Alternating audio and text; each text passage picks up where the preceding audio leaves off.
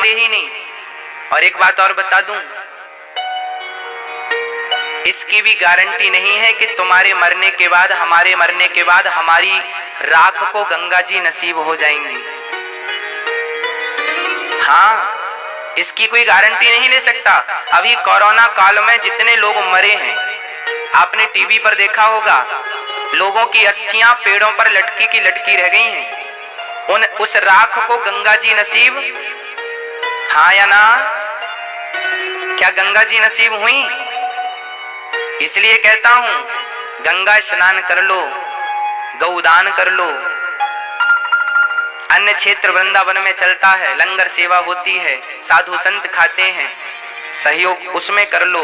अपने हाथ से वही भोजन करा दो, अपने हाथ से किसी एक माँ का सहारा बन जाओ, किसी एक माँ के आंसू पहुंचने के काम आप और आपका पैसा आ जाए। नहीं तो जरूरी नहीं है कि शरीर को गंगा जी मरने के बाद नसीब हो जाए। इसलिए आप अभी से अपने हाथ धर्म की तरफ बढ़ाने शुरू कर दो। प्रिय भक्तों, एक माँ के 2 बेटे थे। उन बेटों के पिताजी गुजर गए। पिताजी गुजर गए तो बच्चों ने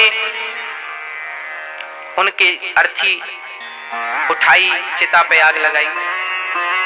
3 दिन बाद जाके उनकी राख लेकर आए। माँ ने कहा बेटों से, बेटा 40 किलोमीटर दूर गंगा जी हैं, जाओ पिता की अस्थियां विसर्जन कराओ, गंगा जी में डाल दो। बच्चे बड़े नास्तिक थे दोनों, बोले माँ गंगा जी में क्यों डाल दें पिताजी की अस्थियां? अरे बेटा, गंगा जी में डालने से उनका उद्धार हो जाएगा, जाओ डालो। दोनों बच्चे बड़े लापरवाह थे, भगवान को मानते नहीं थे। माँ ने जिद की, अच्छा कल डालाएंगे, अच्छा परसों डालाएंगे, करते करते 1 हफ्ता खिसका दिया। माँ ने एक दिन कान पकड़ के कहा जल्दी से अस्थियां लो, पिताजी की डाल के आओ गंगा जी में। ऐसी लापरवाही करते हैं पिताजी के लिए। पिताजी की अस्थियां दोनों बच्चे ले गए, जबकि गंगा जी ज्यादा दूर नहीं, उनके गांव से 40 किलोमीटर दूर थी। बच्चे गए गंगा जी की तरफ, तो वो गंगा जी तक तो ना पहुंचे। गंगा जी तक एक नाला गुजर रहा था, गंगा जी तक एक नाला जा रहा था। उन बच्चों को लगा फालतू में डीजल पेट्रोल कौन फूके, नाला तो जा ही रहा है, तो नाला पिताजी को मिला देगा। तो अस्थियां निकाल करके पिताजी की नाले पर डाल दी। वापस आए, रात को उन बच्चों की मां को उनके पति ने स्वप्न में कहा, देख तुमने और हमने बच्चों को संस्कार नहीं दिए, हमारी अस्थियां इन्होंने नाले में डाल दी, गंगा जी में नहीं डाली। तुरंत मां जागी, तुरंत मां ने जागकर बच्चों को जगाया, क्यों रे बेटे की, पिता की अस्थियां तुमने गंगा जी में नहीं डाली? बच्चों ने कहा मां आपको कैसे पता? अरे तेरे पिताजी आए थे सपने में। बच्चों ने कहा देखो तो पिताजी भी कैसे हैं। 30 किलोमीटर चल करके वापस आ गए मां के पास, 10 किलोमीटर आगे जाके खुद गंगा जी में नहीं मिल सके। सपना देने वापस आ गए मां को, खुद गंगा जी नहीं जा सके। ऐसे बच्चे भी मिल जाएंगे, इसकी कोई गारंटी नहीं है कि नहीं मिलेंगे।